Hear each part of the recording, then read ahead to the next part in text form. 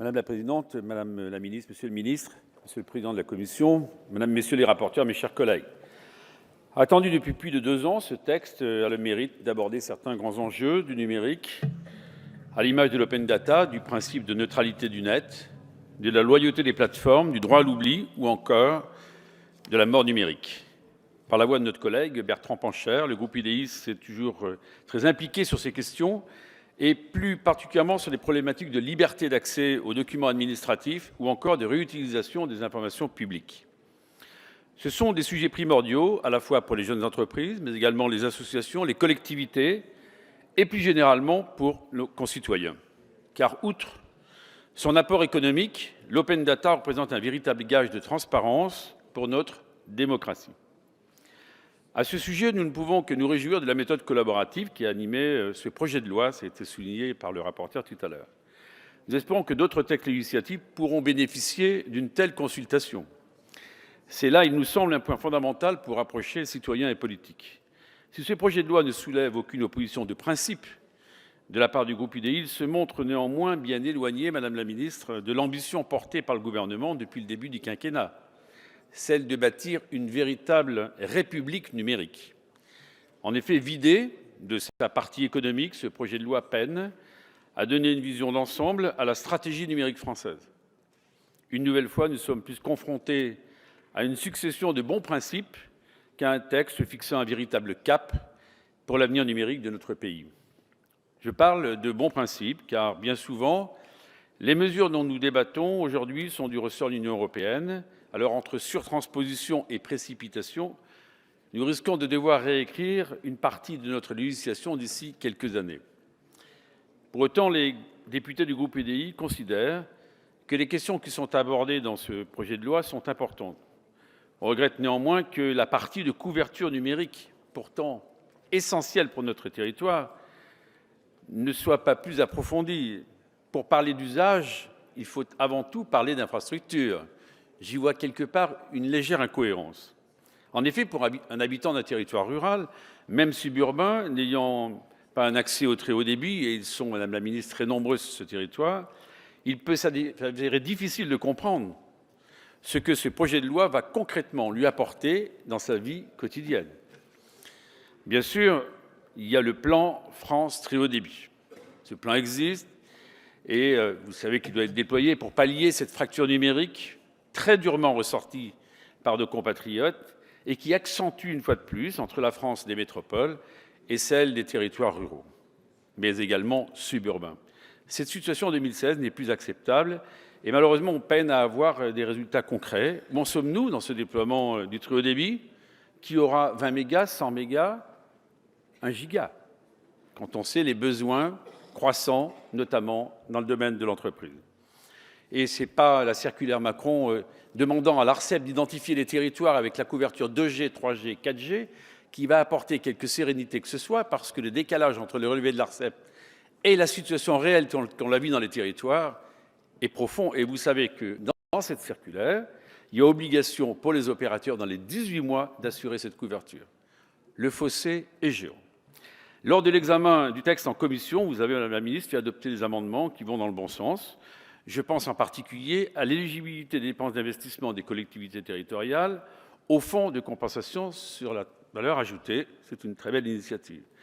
Je me réjouis également, André Chassaigne est là, que beaucoup de propositions telles qu'elles figuraient dans sa proposition de loi ont été reprises et elles ont donc été intégrées. C'est plutôt une construction et je voulais le souligner. Cependant, il existe des dysfonctionnements et nous devons désormais mener une politique beaucoup plus volontariste pour rayer ces zones blanches de notre territoire. À l'heure où je vous parle, plus de 80% de la population est privée de très haut débit. Comment expliquez-vous qu'à 800 mètres d'un centre-ville, la fibre à l'habitant n'arrivera pas avant les années 2023, 2025, 2028 ? Si en plus, il n'y a pas de financement des collectivités locales, que se passera-t-il ? Madame la Ministre, vous aviez promis qu'en 2022, la France serait totalement connectée au très haut débit.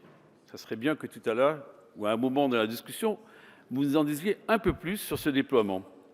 Il est urgent de mettre en place une accélération de ce plan national d'extension des liaisons numériques, parce que je crois qu'il sera insuffisant, en arrêtant de se reposer sur les seuls opérateurs privés qui choisissent, et vous le savez bien, de se déployer dans les zones rentables, qui sont souvent urbaines. Et je regrette d'ailleurs qu'il y a un peu plus de 2 ans, un amendement que j'avais déposé permettant une péréquation pour justement favoriser le déploiement dans les zones moins irriguées n'ait pas été retenu par le gouvernement. Notre collègue Francis Vercamer, d'ailleurs, vous proposera un amendement pour étudier de confier à l'ARCEP l'opportunité de lui donner donc un pouvoir de sanction lorsque les opérateurs privés n'ont pas respecté leurs engagements contractuels, ce qui existe à certains endroits, dans le cadre de l'élaboration des schémas directeurs territoriaux d'aménagement numérique.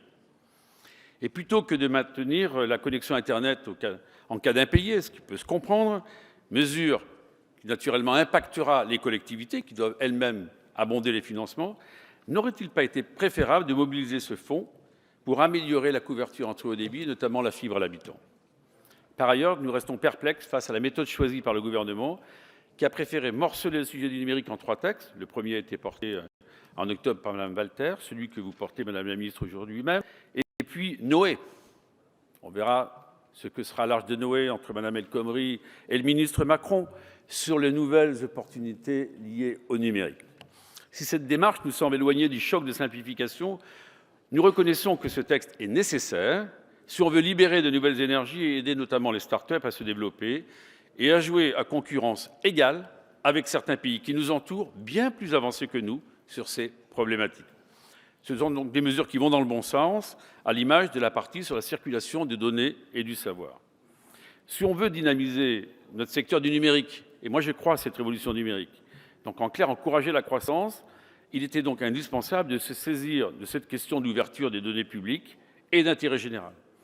C'est un véritable enjeu de gouvernance. L'open data peut contribuer, à nos yeux, à changer profondément le rapport entre le citoyen et le décideur, en assurant une meilleure information des parties prenantes et en instaurant un équilibre de savoir entre tous les acteurs. Il y avait donc eu ce premier texte de Mme Walter qui avait amorcé cette révolution, et ce projet de loi vient renforcer les dispositions précédemment adoptées et nous sommes globalement en accord avec ces mesures. En commission, on a proposé, vous le savez, la mise en place d'un nouveau modèle économique dit freemium pour les administrations afin de leur permettre de proposer une offre gratuite et une offre premium. Cette idée, soutenue par le rapporteur lors de la loi Walter et évoquée par vous-même, Madame la Ministre, mériterait, me semble-t-il, un débat un peu plus approfondi, d'autant plus que cet amendement a été jugé irrecevable.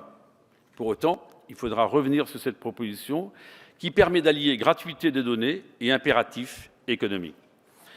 Nous réjouissons également que ce texte aborde les délicates questions de droit à l'oubli et de la mort numérique. Si le droit à l'oubli pour les mineurs est essentiel, il faudra réfléchir à l'étendre à chaque internaute de manière simple, mais surtout lisible.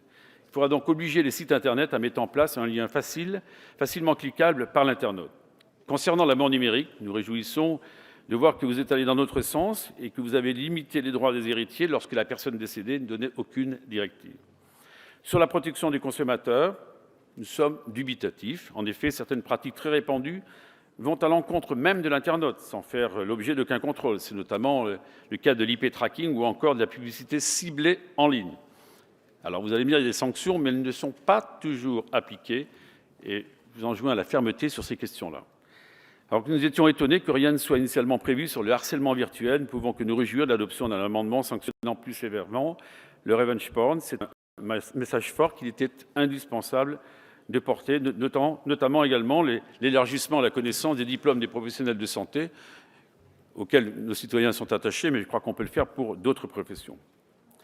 Ce texte fait l'impasse sur le sujet de la formation aux outils du numérique, à la fois pour les jeunes enfants, mais les personnes âgées. Je crois que c'est un enjeu majeur dont il faut se saisir, et j'aurais aimé qu'on l'approfondisse un peu plus. Concernant les publics les plus fragiles, nous ferons des propositions, notamment c'est notre collègue Jean-Paul Tuyawa, qui a déposé un certain nombre d'amendements, notamment sur un service à minima, un point d'accès gratuit à Internet dans les hôpitaux, mais également dans les établissements médico-sociaux. Ça me semble quelque chose qu'il faut installer. Enfin, Madame la Ministre, je souhaitais vous interroger sur un sujet passé sous silence et pourtant attendu, le rapprochement entre la CADA et la CNIL, qui n'apparaît à aucun endroit dans le texte. C'est pourtant intéressant de travailler à la création d'une grande entité du numérique. Si nous notons un renforcement des pouvoirs de la CNIL ou de l'ARCEP, nous aurions également souhaité que la CADA puisse bénéficier d'un véritable pouvoir de sanction envers les administrations qui ne se conformeraient pas aux nouvelles règles. Vous l'avez compris, il y a un certain nombre de données et d'avancées indéniables dans ce texte qui permettront de poser les premiers jalons avant une loi plus pragmatique et plus large, cette révolution numérique que vous appelez de vos vœux. visant à encourager de nouvelles formes de développement économique et s'appuyant naturellement sur cette mutation du numérique indispensable. Pour ces raisons, le groupe UDI ne s'opposera pas à ce texte de loi. Merci, Monsieur Vigier. Nous arrivons à Monsieur André Chassaigne, Gauche démocrate.